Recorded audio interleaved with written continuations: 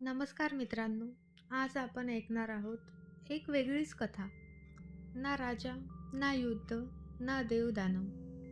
आजची कथा आहे एका सामान्य तरुणाच्या मनात चाललेल्या असामान्य संघर्षाची. ही कथा आहे एकटेपणाची. ही कथा आहे शोधाची आणि मी नेमका कोण आहे या प्रश्नाची.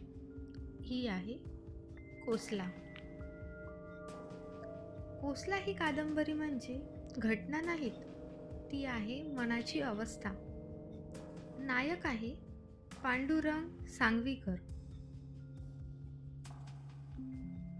ग्रामीण पार्श्वभूमीतून आलेला, शिक्षणासाठी शहरात गेलेला एक तरुण.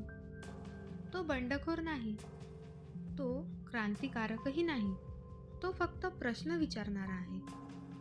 पण समाजाला प्रश्न विचारणारी माणसं सहज सहन होत नाहीत. पांडुरंगचं बालपण शिस्तीत वाढलेलं. आई वडिलांचे नियम, समाजाच्या अपेक्षा, असं कर तसं करू नकोस.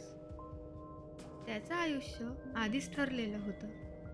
पण त्याच्या मनात एक शांत प्रश्न होता, माझी इच्छा कुठे आहे? शहरात आल्यावर पांडुरंगला स्वातंत्र्य मिळालं. ते पण स्वातंत्र्य आनंद देत नाही.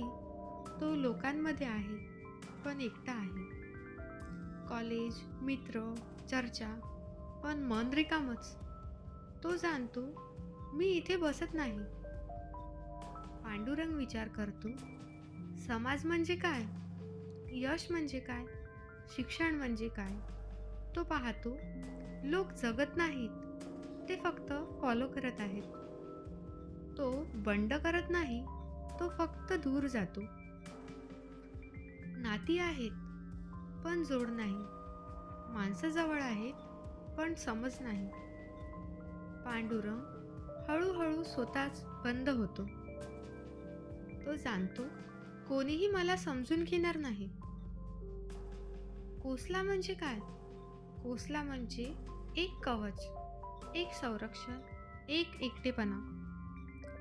पांडुरंग स्वतःभोवती कोसला तयार करतो, कारण बाहेरचं जग खूप आवाज करतं. या कथेचा शेवट उत्तर देत नाही, तो फक्त एक गोष्ट सांगतो. प्रत्येक माणूस एकटा आहे, प्रत्येक जण स्वतःचा अर्थ शोधतो, आणि ते शोधणं वेदनादायक असतं. मित्रांनो, कोसला आपल्याला शिकवते, सगळ्यांसारखं जगणं सोपं आहे, पण स्वतःसारखं जगणं धाडसाचं आहे. ही कथा पांडुरंगाची नाही, ती आपल्या सगळ्यांची आहे. तर मित्रांनो, तुम्हाला ही कथा कशी वाटली? कमेंट बॉक्समध्ये नक्की सांगा. व्हिडिओ आवडल्यास लाईक करा, शेअर करा आणि सबस्क्राईब करा.